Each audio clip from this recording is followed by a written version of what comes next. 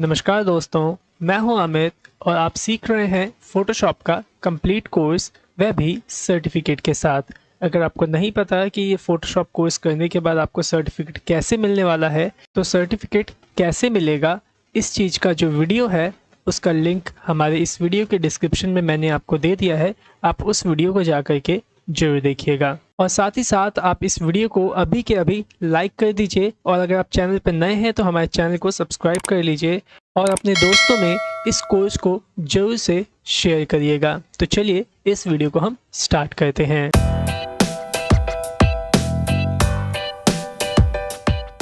So students, आज की इस वीडियो के अंदर मैं आपको सिखाऊंगा फोटोशॉप के अंदर आप किस तरीके से यूट्यूब वीडियो का थंबनेल बना सकते हैं और आप किस तरीके से किसी भी दुकान का बैनर या फिर फ्लेक्स जो होता है वो आप किस तरीके से डिज़ाइन कर सकते हैं, वो भी फोटोशॉप के अंदर। ठीक है, फिलहाल जो आज की इस वीडियो के अंदर मैं आपको थंबनेल बना के दिखाने वाला हूँ वो यही थंबनेल है। देख लीजिए ये किस तरीके का यहाँ पे बना हुआ है। तो इसी थंबनेल को मैं आपको आज की इस वीडियो के अंदर बना के सिखाने वाला हूँ। ठीक है, तो फिलहाल के लिए मैं इसे इस तरीके से कट कर देता हूँ और जो वो थंबनेल बना था उस थंबनेल को बनाने के लिए आपको कुछ इमेजेस की ज़रूरत होगी। तो ये है पहली इमेज जिसे कि हमने उस थंबनेल के अंदर यूज़ किया था। फिर ये है आपकी दूसरी इमेज, इसे भी यूज़ किया था। नेक्स्ट ये ISO सर्टिफाइड वाला जो स्टैम्प है ये भी उसके अंदर मैंने यूज़ किया था उस थंबनेल में। और एक ये सर्टिफिकेट है और एक ये बैकग्राउंड इमेज है। ठीक है, मैं आपको बता देता हूँ ये सारी इमेजेस मैंने कहाँ से ली है। पहले देखो, जो ये बैकग्राउंड वाली इमेजेस आप देख रहे हैं ना, इसको मैंने freepik.com वेबसाइट है वहाँ से डाउनलोड किया है फ्री में। ठीक है, जैसे मैं आपको दिखा देता हूँ, यहाँ पे इसे मैं सर्च कर लेता हूँ freepik.com। ठीक है, ये देखिए ऐसे लिखिएगा FREE free PIK Freepik, इस तरीके से आप सर्च कर लीजिएगा गूगल पे। ठीक है ना, डायरेक्ट .com मत लिखिएगा।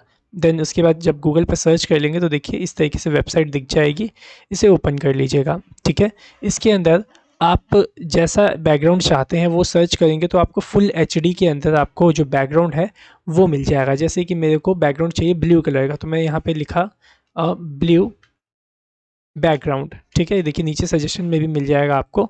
तो मैंने देखिए इस तरीके सर्च किया और देखिए यहाँ पे ये बैकग्राउंड्स इस तरीके से आ गए हैं। और देखिए मैंने कौन सा बैकग्राउंड ले रखा है, ये वाला जो बैकग्राउंड है ये ले रखा है। ठीक है, बाकी बहुत सारे आपको इसमें बैकग्राउंड्स देखने को मिल जाएंगे, जैसा चाहें आप वैसा बैकग्राउंड यहाँ से डाउनलोड कर सकते हैं। ठीक है, याद रखिएगा इसके अंदर फ्री भी है और कुछ पेड भी है। देखिए पेड ये वाले हैं जिसपे ना ये इस तरीके से क्राउन बना हुआ है ना, ये पेड है, और जिसपे कुछ भी नहीं बना है ये सब फ्री है, जिसे कि आप डाउनलोड कर सकते हो। ओके, तो चलिए वहीं से मैंने इसे डाउनलोड किया है।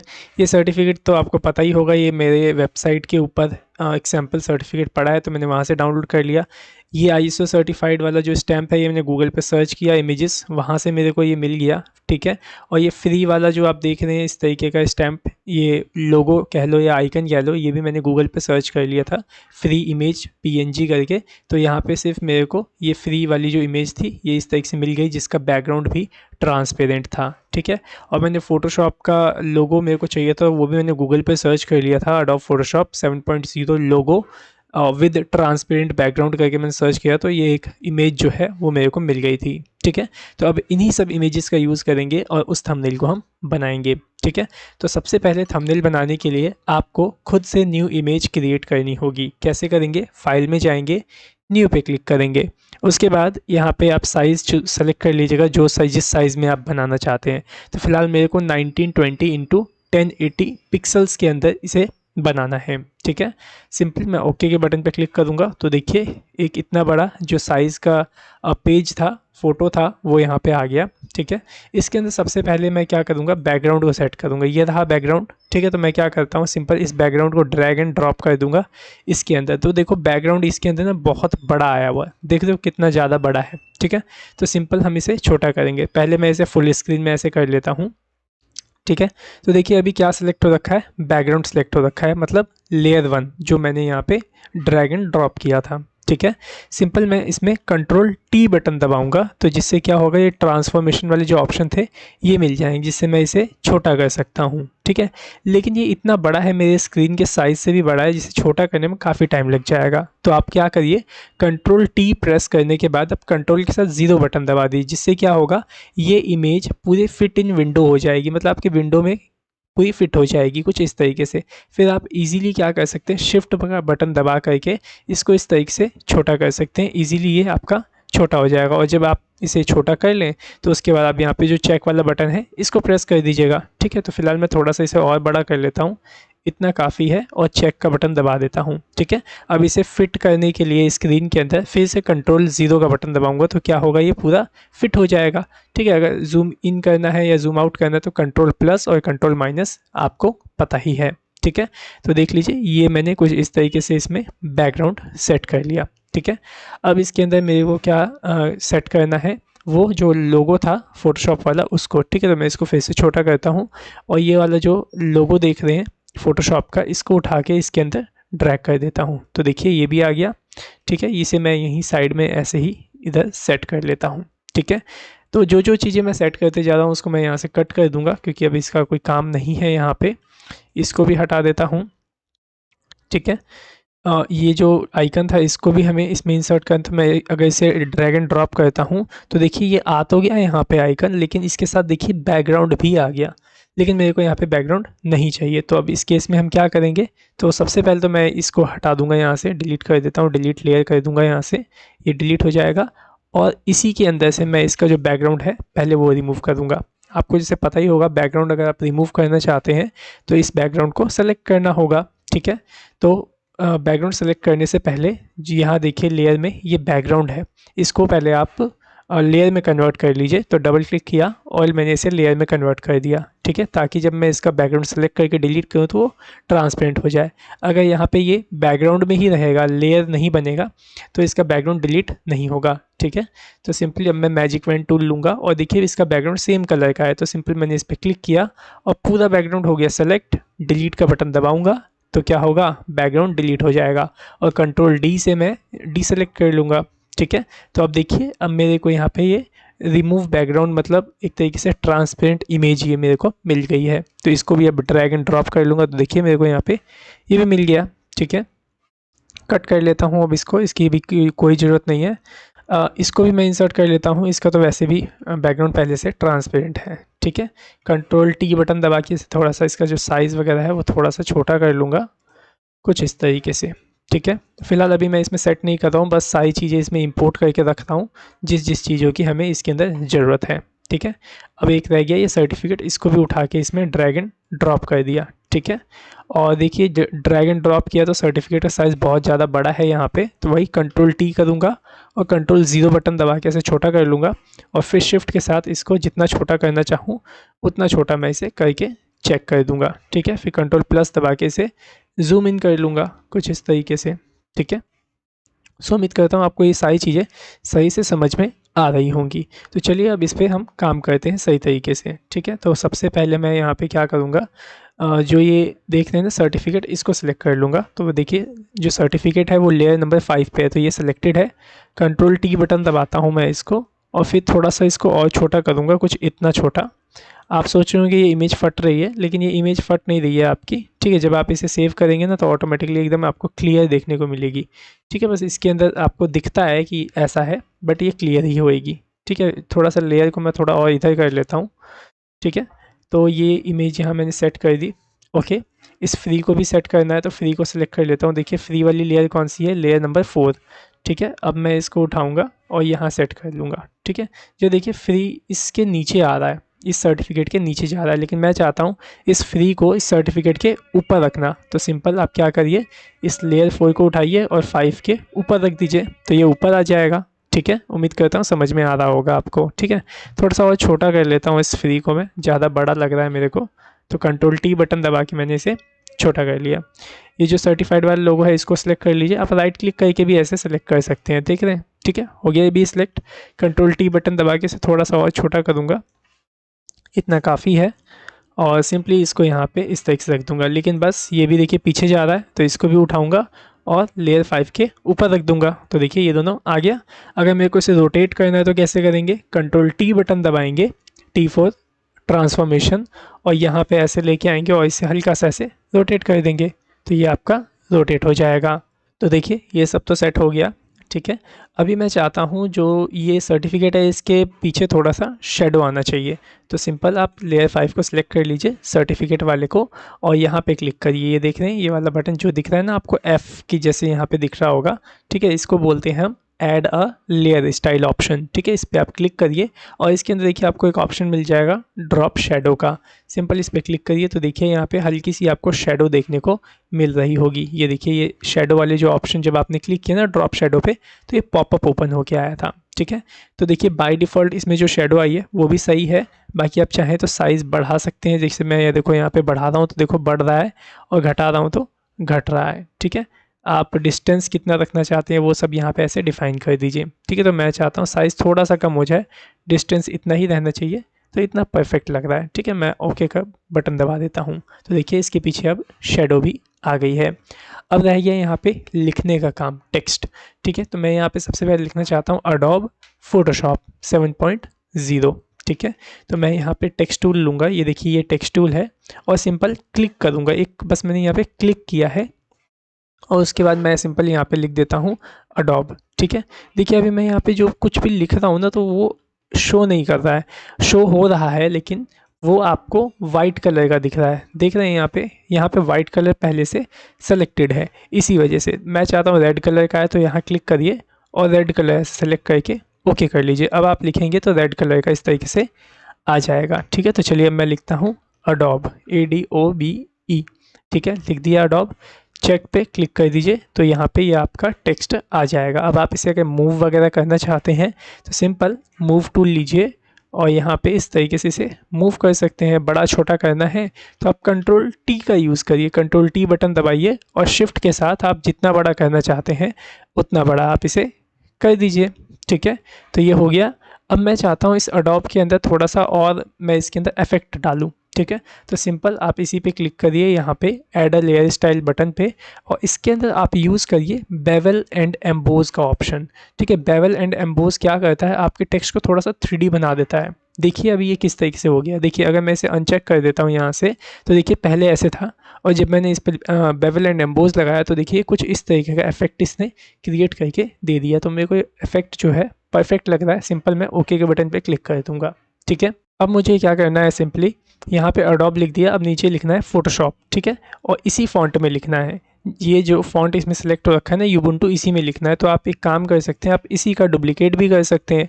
डुप्लीकेट कैसे करेंगे, ऑल्ट का बटन दबाएंगे, ठीक है। ऑल्ट का जो बटन है उसे दबा के रखना है और इस अडोब को पकड़ के नीचे की तरफ लेके आना है। तो देखिए यहाँ पे एक डुप्लीकेट हो जाएगा, ठीक है। फिर टेक्स्ट टूल लीजिए आप, इसके बीच में कहीं भी कर्सर रखिए और जो ये पूरा टेक्स्ट है इसको आप ऐसे बैक स्पेस करके डिलीट कर दीजिए और सिंपल आप उसी फॉर्मेट में यहाँ पे फोटोशॉप को भी लिख लीजिए। तो मैं यहाँ लिख लेता हूँ फोटोशॉप 7.0, ठीक है। इसका कलर आपको चेंज करना है तो आपको इसे पूरा सेलेक्ट करना पड़ेगा और यहाँ से इस तरीके से ब्लैक कलर यहाँ पे ऐसे मैंने पास कर दिया और यहाँ चेक कर देता हूँ तो देखिए आ गया। और इसे मूव करने के लिए मूव टूल लूँगा और यहाँ पे इस तरीके से इसे सेट कर लूँगा। अडोब यहाँ आ गया, फोटोशॉप 7.0 यहाँ आ गया, ठीक है।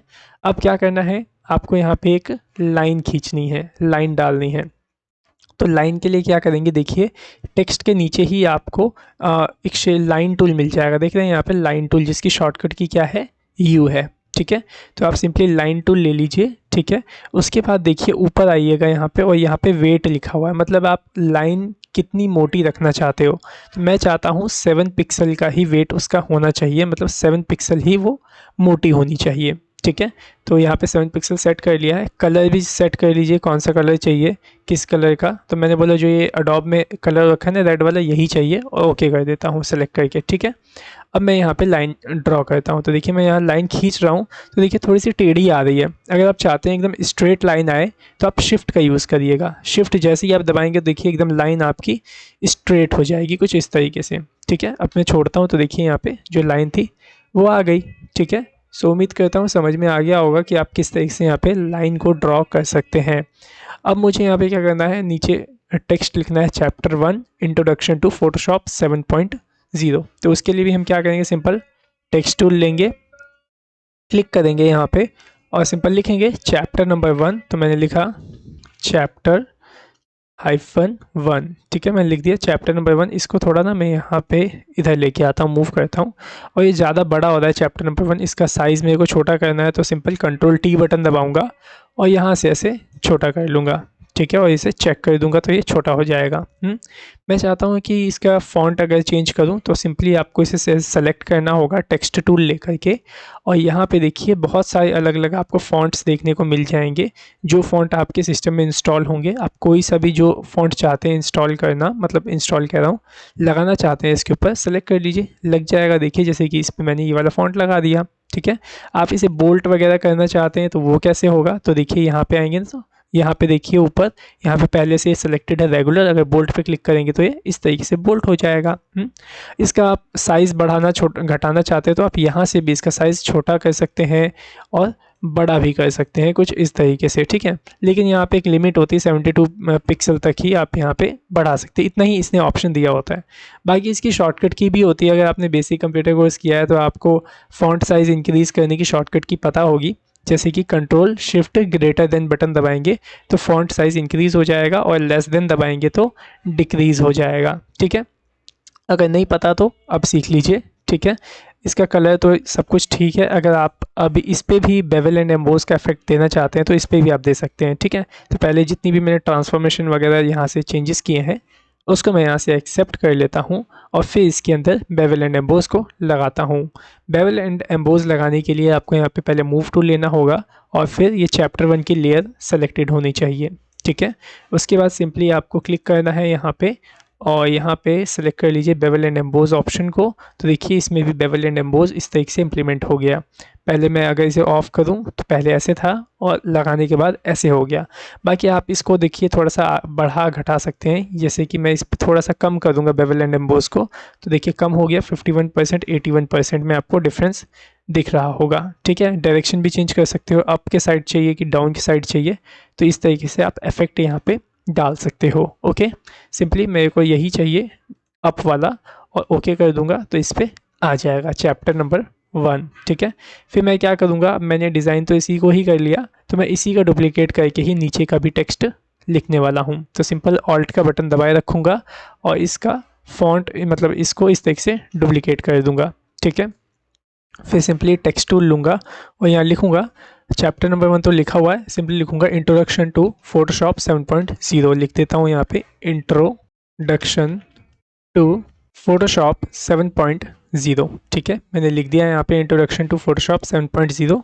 ठीक है, इसे जब मूव करते हैं देखते हैं कैसा आया है। यहाँ पे ये देखिए ये मैंने लिख दिया। अभी जो है देखिए जो ये इंट्रोडक्शन टू 7.0 लिखा है ना, फोटोशॉप 7.0, इसका जो अलाइनमेंट है वो सेंटर हो रखा है। देखिए अगर मैं इसे सेलेक्ट करूँ तो आपको पता चलेगा। ठीक है, थोड़ा सा ये खिसका हुआ है यहाँ से, अगर आप इसे लेफ़्ट अलाइनमेंट दे देंगे तो इस तरीके से ये एकदम परफेक्ट आ जाएगा। तो मैं यहाँ पे लेफ़्ट अलाइनमेंट यूज़ कर लेता हूँ और इसका कलर भी मैं यहाँ पे ब्लैक कर लेता हूँ क्योंकि मेरे को यहाँ पे रेड कलर की ज़रूरत नहीं है। ठीक है, तो ये मैंने इस तरीके से कर लिया। अब मैं इसे मूव कर लूँगा और इसे यहाँ पे ऐसे रख लूँगा, सिंपल। सो उम्मीद करता हूँ कि आपको समझ में आ गया होगा कि आप किस तरीके से इस तरीके के जो थंबनेल्स वगैरह हैं वो खुद से बना सकते हैं। ठीक है, अभी जैसे कि मेरे को यहाँ पे लिखना है फुल कोर्स। ठीक है, तो मैंने यहाँ पे क्या किया था, यहाँ पे फुल कोर्स लिखने के लिए ये जो फ्री वाला आप देख रहे हैं ना, सिंपल सा ये स्टिकर, ये इमेज, इसके अंदर से फ्री को हटा दिया था और इसी में मैंने लिख दिया था क्या, फुल कोर्स। ठीक है, अभी ये कैसे किया ज़रा उसको समझिएगा। तो मैं इसे थोड़ा छोटा कर लेता हूँ, इस तरीके से मिनिमाइज़ कर लेता हूँ और जो ये फ्री वाली इमेज थी उसको यहाँ पे ओपन कर लेता हूँ। सो यहाँ देखिए स्टूडेंट्स, मैंने फ्री वाली इमेज जो थी वो ओपन कर ली। ठीक है, चलिए अब इसको हम एडिट करते हैं। इसको अब मैं फुल स्क्रीन कर लेता हूँ सबसे पहले, और यहाँ पे जो ये फ्री लिखा है ना, मेरे को इसे जैसे कि डिलीट करना है, हटाना है। तो इसको डिलीट करने के, हटाने के बहुत सारे तरीके हैं इस फ़ोटोशॉप के अंदर। आप चाहें तो ब्रश टूल के माध्यम से भी इसे हटा सकते हैं, या फिर आप चाहें तो सिंपली डिलीट करवा सकते हैं इसको। ठीक है, जैसे कि मैं आपको एक बहुत ही आसान तरीका बताता हूँ। ठीक है, तो सबसे पहले आप क्या करिए, यहाँ पे देखिए ये जो आप देख रहे हैं ना, एक फॉरग्राउंड कलर होता है और एक बैकग्राउंड कलर होता है। ठीक है, तो सिंपल आप क्या करिए, जो फॉरग्राउंड कलर है इसको क्लिक करिए और इसके अंदर आप यही वाला रेड कलर इस तरीके से सेलेक्ट करके ओके कर लीजिए। जिससे क्या होगा कि जब मैं इस फ्री वाले पोर्शन को सेलेक्ट करके डिलीट करूँगा या फिर सेलेक्ट करके एक शॉर्टकट की प्रेस करूँगा तो उसमें क्या होगा, यही वाला फोरग्राउंड कलर इसमें फिल हो जाएगा। ठीक है, चलिए इसे सेलेक्ट करते हैं। यहाँ मैं लासो टूल ले रहा हूँ सिंपल सिलेक्शन करने के लिए। तो ये देखिए मैंने फ्री को इस तरीके से सेलेक्ट कर लिया। ठीक है, ये देखिए अभी कर ही रहा हूँ फ़िलहाल, ये हो गया सेलेक्ट। ठीक है, अब सिंपल मैं क्या करूँगा, यहाँ पे ऑल्ट के साथ बैक स्पेस जो बटन होता है उसको प्रेस करूँगा। क्या, ऑल्ट दबा के रखूँगा और बैक स्पेस बटन को प्रेस करूँगा, जिससे क्या होगा, जो हमने यहाँ पे फोरग्राउंड कलर सेलेक्ट करके रखा है ये कलर इस सिलेक्शन के अंदर फिल हो जाएगा। देखिए मैंने ऑल्ट के साथ बैक स्पेस बटन दबाया तो क्या हुआ, जो ये सिलेक्शंस थी इसके अंदर यही वाला कलर यहाँ पे फिल हो गया, जिसके कारण क्या हुआ, जो फ्री लिखा हुआ था वो डिलीट हो गया, हट गया। अब जो ये सिलेक्शन है मैं इसको कंट्रोल डी के साथ डी सेलेक्ट कर दूंगा। तो सिंपल, देखा आपने कितना इजी तरीका था यहाँ पे। अब सिंपल मेरे को जो लिखना है इसके अंदर मैं उसको लिख लूँगा। ठीक है, लेकिन इसको लिखने से पहले इसको मैं थोड़ा सा पिचकाऊँगा सर्कल में, ये मैं इसको नहीं रखना चाहता। तो सिंपल कंट्रोल टी बटन दबाऊँगा और इसे थोड़ा सा ऐसे पिचका दूँगा। ठीक है, कुछ इस तरीके से। अब चलिए मैं इसमें लिखता हूँ फुल कोर्स। तो टेक्स्ट टूल ले लिया मैंने यहाँ पे और मैं यहाँ पे लिख रहा हूँ फुल और एंटर प्रेस करके लिखूँगा कोर्स। ठीक है, तो अभी आपको कुछ दिख ही नहीं रहा होगा कि मैंने यहाँ पे लिखा क्या है। ठीक है, लेकिन इसमें आ गया है और जो भी मैंने यहाँ टेक्स्ट किया है ना वो एक्चुअली रेड कलर में ही हुआ है, इसी वजह से वो दिख नहीं रहा है। तो इसको मैं पहले ऐसे सेलेक्ट कर लेता हूँ और यहाँ से इसका जो कलर है वो मैं वाइट में कन्वर्ट करके ओके करता हूँ।